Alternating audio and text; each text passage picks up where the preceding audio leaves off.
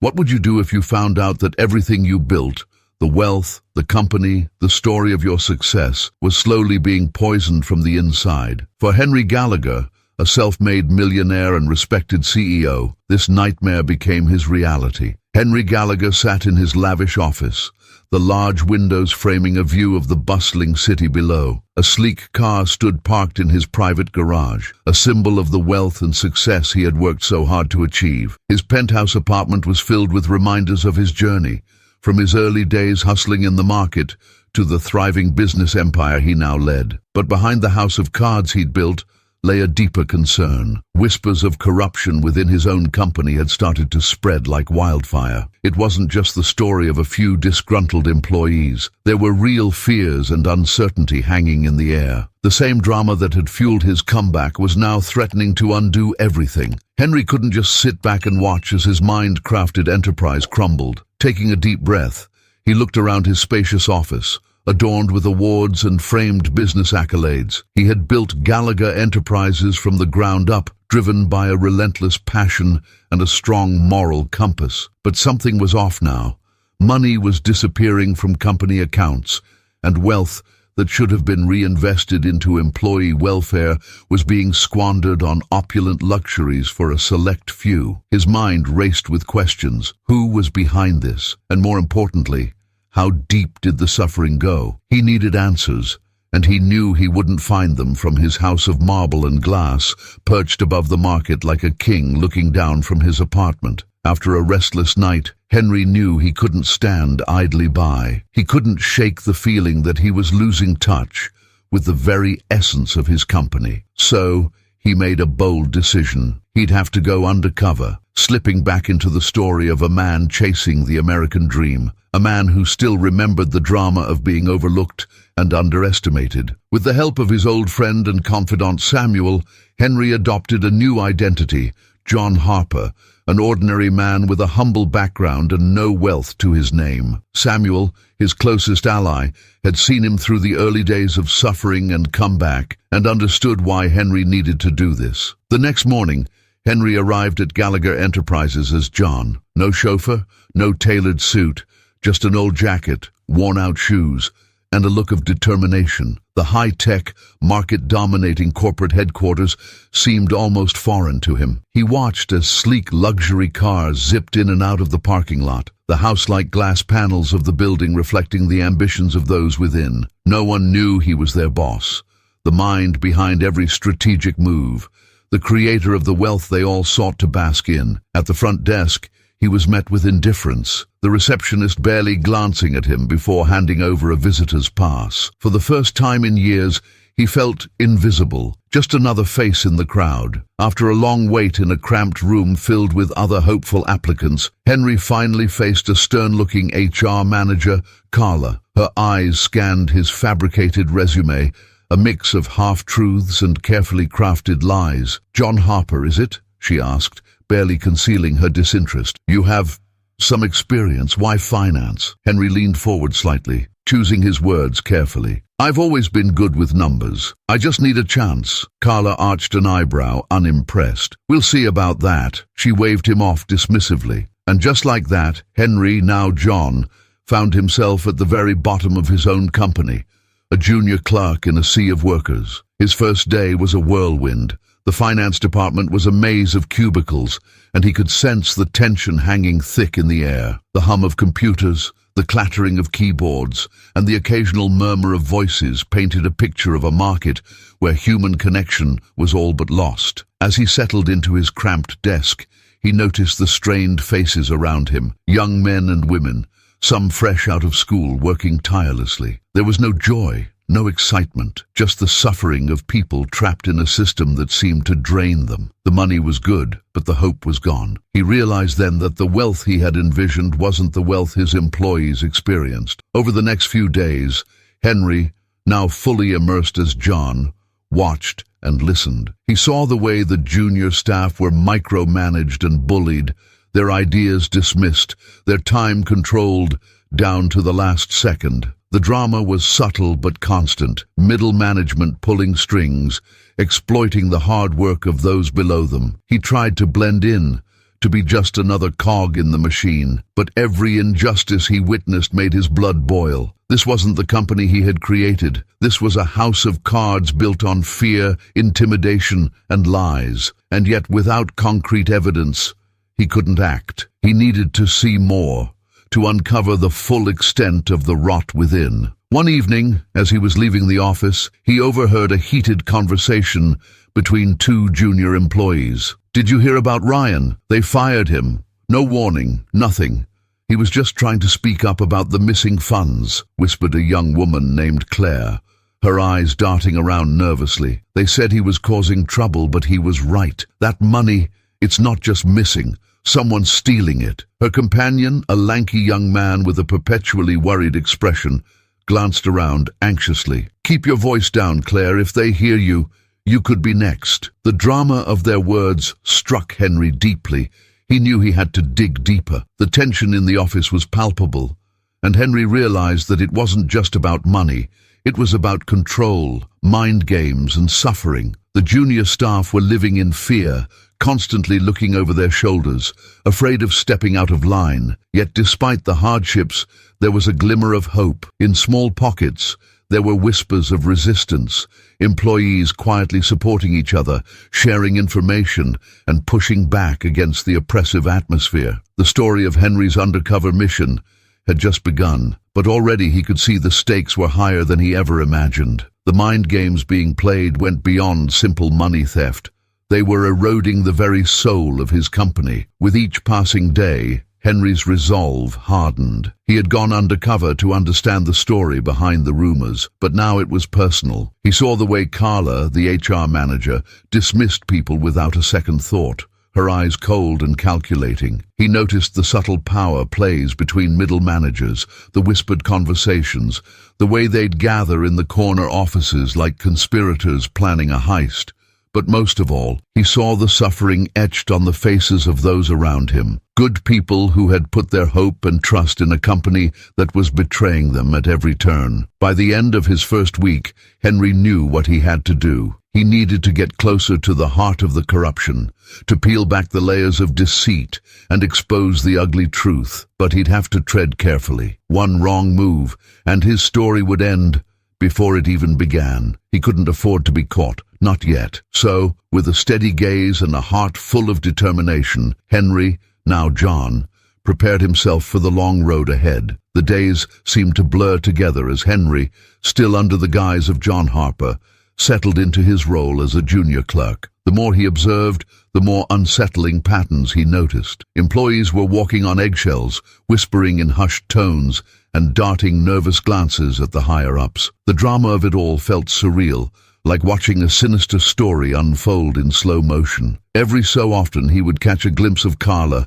the HR manager, scrutinizing people as if they were mere pawns on her chessboard. She was cold, efficient, and unyielding, the mind behind much of the fear that gripped the office. For Henry, the stakes were becoming clearer. His company wasn't just mismanaged, it was trapped in a cycle of oppression. One afternoon, during a rare break in the finance department's relentless pace, Henry found himself sitting beside a young analyst named Brian. Brian had dark circles under his eyes, the result of countless late nights spent poring over numbers and reconciling discrepancies that never seemed to add up. "You look like you've been through the ringer," Henry said gently, testing the waters. Brian let out a humorless laugh. "You could say that. It's this place, man. I thought coming here would be a comeback for my career, but it's more like a trap. No matter how much I work, it's never enough. I just wish I knew what they were doing with the missing money." The word hung in the air like a forbidden secret. The two of them fell silent, the weight of the unspoken hanging between them. Henry's mind was racing. Brian's frustration was genuine, and it aligned with the rumors he had been hearing. The missing money,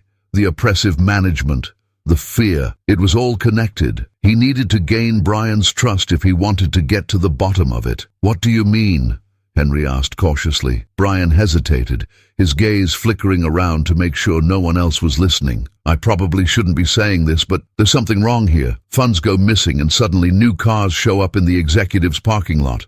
Apartments, houses, lavish purchases that don't make sense for their salaries. But if you ask questions, you're gone." Henry nodded slowly, his heart pounding. This was exactly the kind of lead he needed. "Sounds like you're not the only one noticing these things," he murmured, trying to sound casual. Brian glanced at him, suspicion mingling with a flicker of hope. "No, a few of us have talked quietly. There's Claire from accounts, Linda from HR. She's the only decent person in that department. We've all seen things that don't add up, but the people at the top, they're untouchable. We're nobodies to them, just a means to an end." The bitterness in his voice was palpable, and Henry felt a pang of anger on his behalf.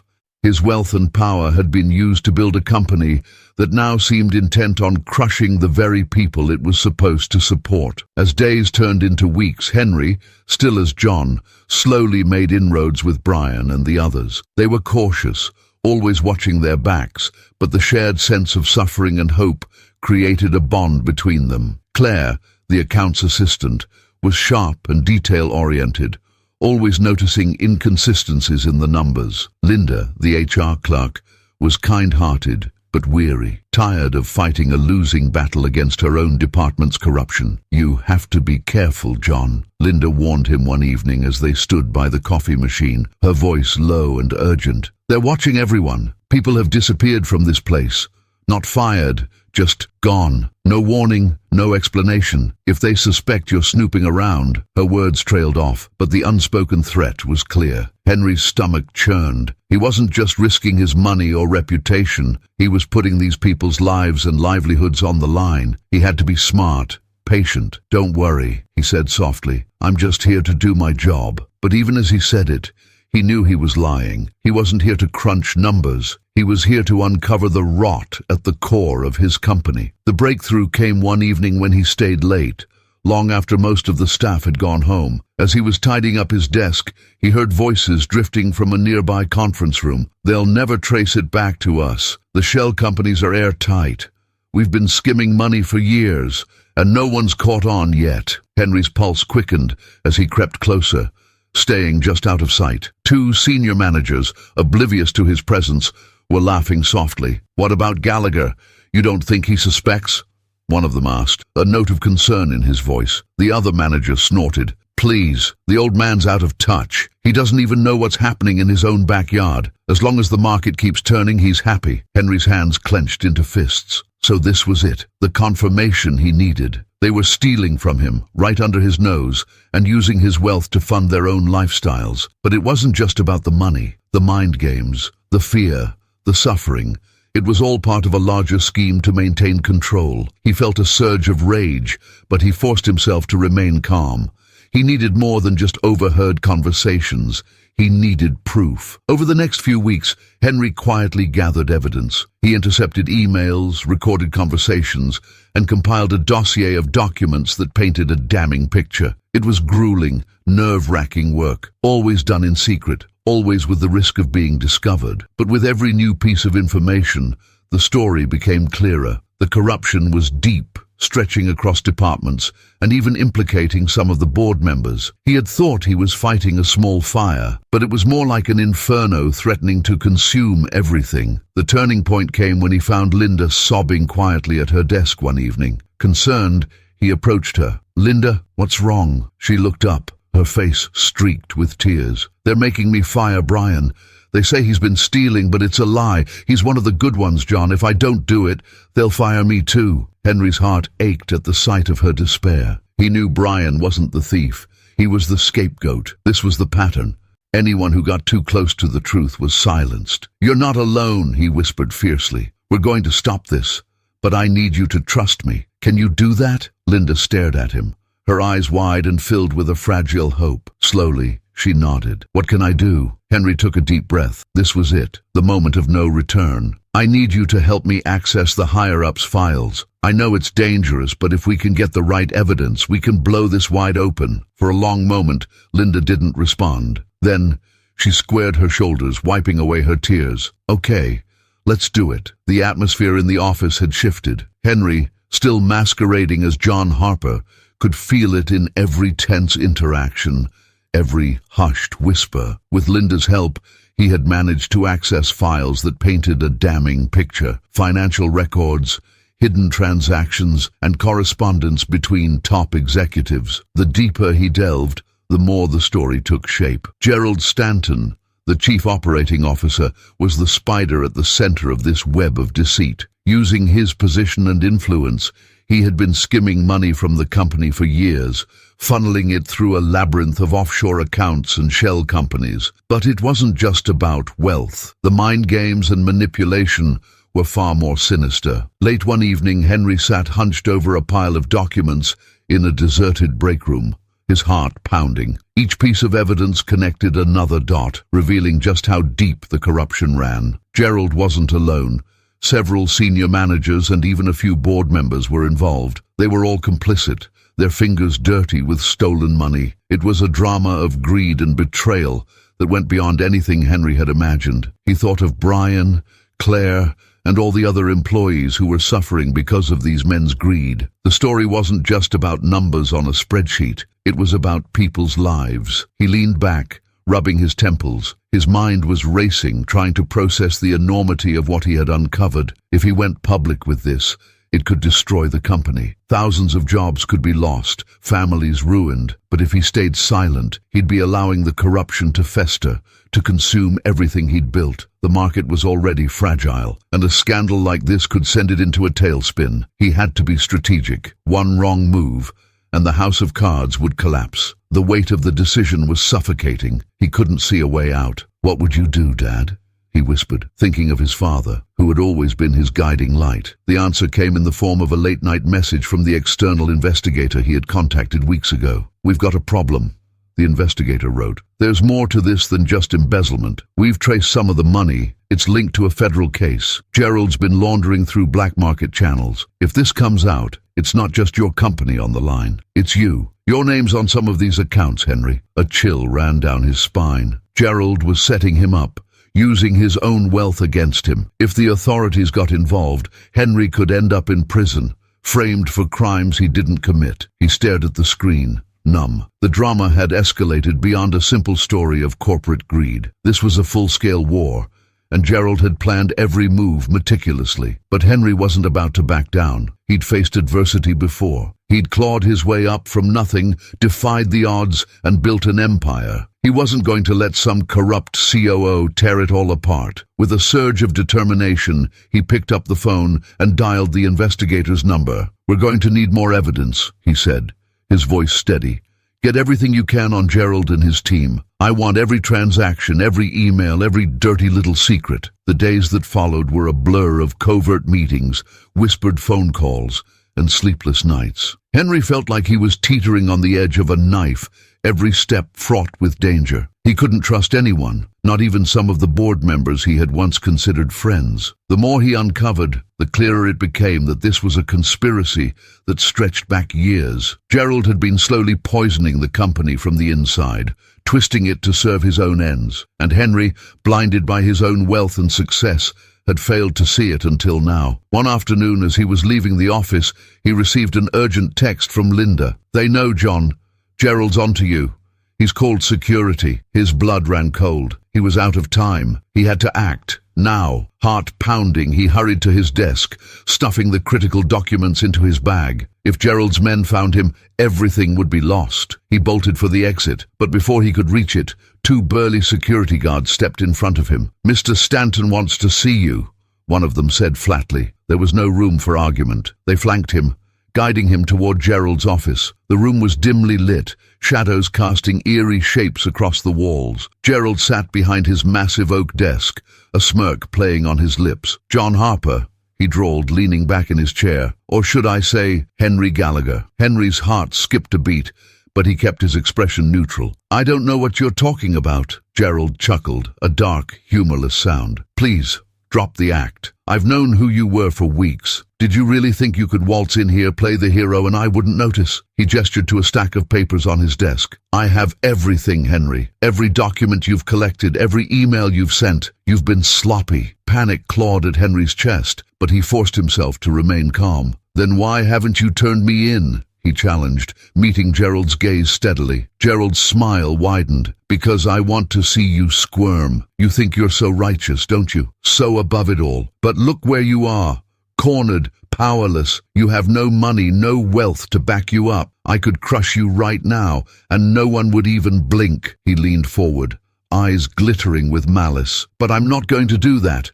No, I'm going to make you watch as everything you built burns to the ground." Henry clenched his fists, anger simmering just beneath the surface. "You think you've won, Gerald? You think I'm just going to sit here and take it?" He took a deep breath, then slowly reached into his pocket, pulling out his phone. Gerald's eyes narrowed. "What are you doing?" Without a word, Henry tapped the screen, revealing a live stream feed. "You're done, Gerald," he said quietly. "This whole conversation is being broadcasted to the board, the press, everyone. They're watching you right now." The color drained from Gerald's face. He lunged forward, knocking the phone from Henry's hand, but it was too late. The office door burst open, and in poured board members, security personnel, and the external investigator. Gerald stumbled back, eyes wide with shock. "No, this isn't possible. He turned to Henry, fury and fear warring in his gaze. "You set me up." Henry straightened, meeting Gerald's gaze with steely resolve.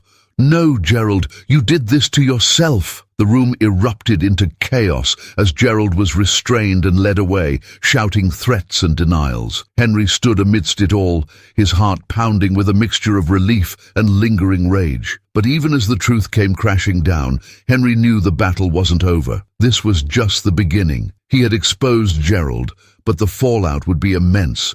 There would be questions, investigations, and consequences that would shake his company to its core. He had won this round, but at what cost? He couldn't afford to rest. Not yet. The fallout from Gerald's exposure was immediate and explosive. News outlets swarmed the company headquarters the next morning, cameras flashing and reporters shouting questions as Henry walked through the front entrance. "Mr. Gallagher, what do you have to say about the corruption scandal? Is it true you went undercover as an employee? What happens to the employees now?" The drama of the story had gone public, and there was no turning back. Henry's company was plastered across every major headline, the market buzzing with rumors and speculation. He took a deep breath, his mind focused on the path ahead. This wasn't just a fight for his wealth anymore. It was a fight for his company's soul. Standing in front of a packed press room, Henry addressed the crowd. His gaze swept over the faces before him, some curious, some skeptical, others outright hostile. He didn't flinch. "What happened at Gallagher Enterprises is unacceptable,"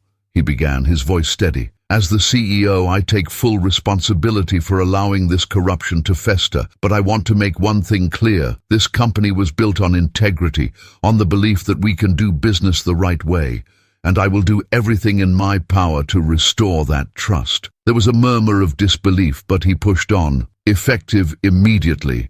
Gerald Stanton and the other implicated executives have been removed from their positions. We will cooperate fully with all investigations, and to those employees who were wronged, I personally vow to make things right." The room erupted in a flurry of questions, but Henry ignored them.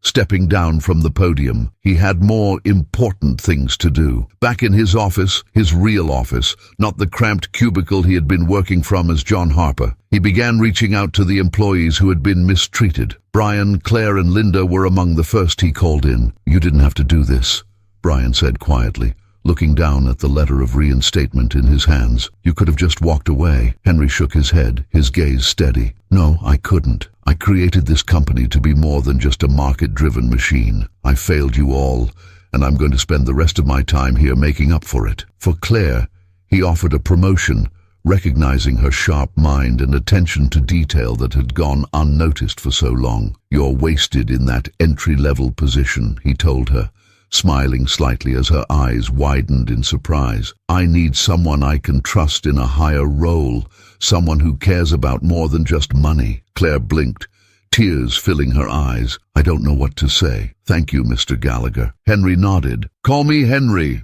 And as for Linda, he turned to the HR clerk who had risked everything to help him. "I want you to be part of our new ethics team. We're going to rebuild this company from the ground up, and I need someone with your integrity to help lead the way." Linda looked stunned, her hand covering her mouth. "You want me to help fix this mess?" she whispered. Henry's smile was gentle. Yes, Linda, I believe in you. You stood up when no one else would. That kind of courage is exactly what we need right now. The hope that flickered in her eyes was like a small flame, fragile but growing stronger. Okay, she breathed. I'll do it.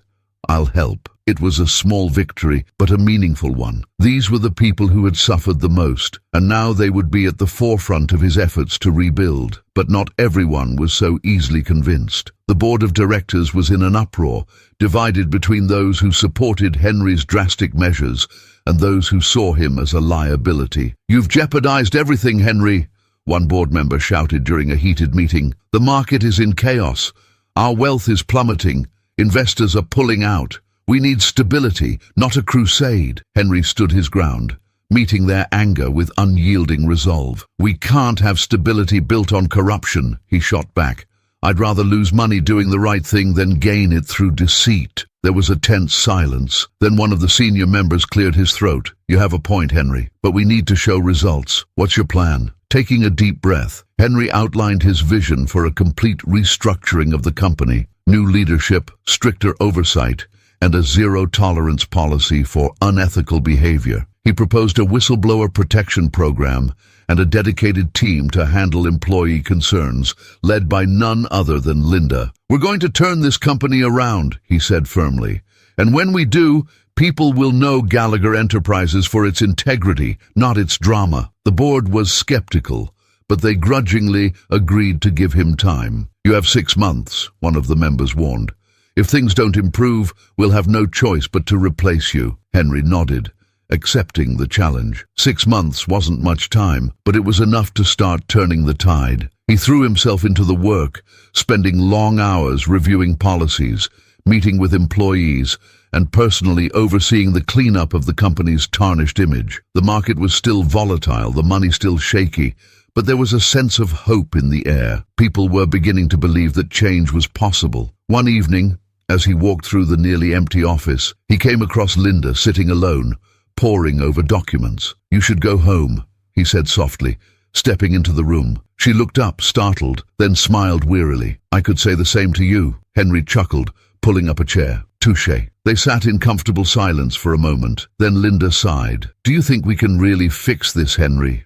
I mean, all of it?" He didn't answer right away, choosing his words carefully. "I think it's going to be hard. There are a lot of people who don't want us to succeed, but I also believe that the story isn't over yet. As long as there's hope, we have a chance." Linda's smile was small, but genuine. "I guess we'll just have to keep hoping then." Henry nodded, his gaze thoughtful. "Yes, we will, and we'll keep fighting. For every Brian, for every Claire, for everyone who was hurt by this mess." He stood, glancing at the company's motto etched on the wall: "Integrity above all." It felt hollow now, a promise broken, but he was determined to make it true again. He turned to Linda. "I'm going to reinstate that motto, you know, but this time it's going to mean something." The next few weeks were a whirlwind of activity. Legal teams worked round the clock, clawing back stolen assets, while HR revamped their policies from the ground up. Henry spent hours in meetings, fighting to keep the board's support and reassuring nervous investors. It was grueling, thankless work, but he refused to back down. This company wasn't just about money, it was about people, and he would fight tooth and nail to protect them, no matter the cost. Slowly, the market began to stabilize. The money wasn't flowing as freely as before, but the mindset within the company was shifting. Employees who had been on the brink of leaving were now staying, drawn by the renewed sense of purpose. Even the board members who had been most critical of Henry's actions were starting to see the results. The wealth of trust and respect that had been shattered was slowly being rebuilt, one decision at a time. And through it all, Henry kept his promise to Brian, Claire, and Linda. He met with them regularly, listened to their concerns, and made sure they knew they had his support. "This isn't just my comeback," he told them one afternoon as they sat in his office, the sun setting outside the window. "It's ours. We're going to rebuild this company, together." Months passed and Gallagher Enterprises slowly began to regain its footing. The initial drama of the corruption scandal had rocked the company to its core, but Henry's relentless efforts to rebuild from the ground up were starting to pay off. The market was stabilizing, Employees were beginning to trust management again, and a new culture of transparency and accountability was taking root. It wasn't just about money anymore. The wealth that mattered was the restored faith and loyalty of his workforce. Henry could see it in their eyes, in the way they held their heads a little higher, the way they greeted each other with genuine smiles. The company was healing, one step at a time. The final piece of the puzzle fell into place one crisp autumn morning. Linda burst into his office, a stack of documents clutched tightly in her hands. "Henry, you need to see this," she said breathlessly, her eyes wide with excitement. Henry looked up from his desk, a frown creasing his brow. "What is it?" Linda dropped the papers in front of him, her smile widening. "It's the last of the hidden accounts. We found where they stashed the remaining money. We can recover it, all of it." For a moment Henry just stared, stunned. Then a slow grin spread across his face. This was it, the final victory. They moved quickly, coordinating with the legal team to seize the assets before the remaining conspirators could cover their tracks. The recovery was swift and decisive, a stunning blow to those who still hoped to salvage something from the wreckage of their schemes. It wasn't just a financial win, it was symbolic. The stolen wealth would be used to rebuild, to support the employees who had been wronged, to create new opportunities. Henry called an all-company meeting that afternoon, his heart swelling with pride as he looked out at the sea of faces before him. "I want to thank each and every one of you for standing by this company during the hardest time in its history," he began, his voice steady. "I know these past few months have been difficult. We've faced challenges that could have destroyed us, but we didn't give up.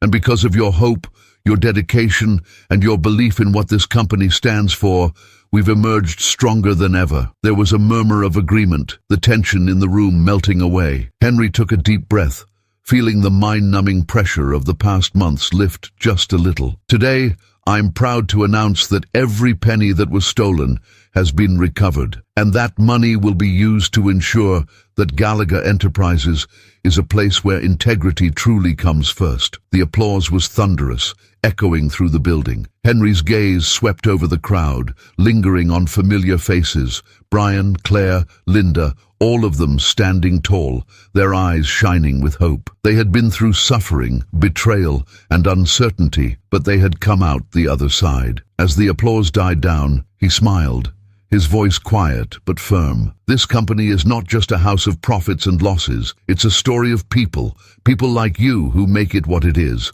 And I promise, as long as I'm here, I will never let that be forgotten again." There were tears in some eyes, cheers from others. The sense of camaraderie was palpable, filling the room like a living thing. For the first time in a long while, Henry felt something he hadn't experienced in ages: true, unburdened joy. He had set out to expose the corruption that threatened his company, but along the way, he had found something even more valuable: a renewed sense of purpose. As the meeting ended, employees lined up to shake his hand, to thank him, to express their gratitude and hope for the future. It was overwhelming, humbling. Henry knew that the company was far from perfect, that there were still challenges ahead. But for now, in this moment, it was enough. As the weeks went by, Gallagher Enterprises underwent a transformation. The new policies Henry had implemented took root, fostering a culture of openness and respect. The whistleblower hotline, spearheaded by Linda, became a cornerstone of the company's commitment to integrity. Employees felt empowered to speak up,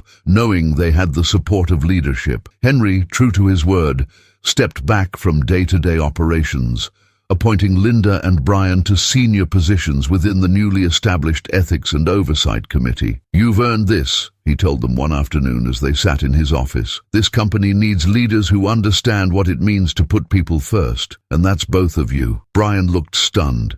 "I never thought, I was just a junior analyst." Henry shook his head, smiling. "You're more than that. You saw what was wrong and you tried to make it right. That's what a real leader does." Claire, who had been promoted to head of accounts, nodded fervently. "We're going to make sure nothing like this ever happens again, Henry. I promise." Henry leaned back, his gaze thoughtful. "I know you will, and that's why I'm leaving this in your hands." The board, once divided, now stood firmly behind Henry's leadership.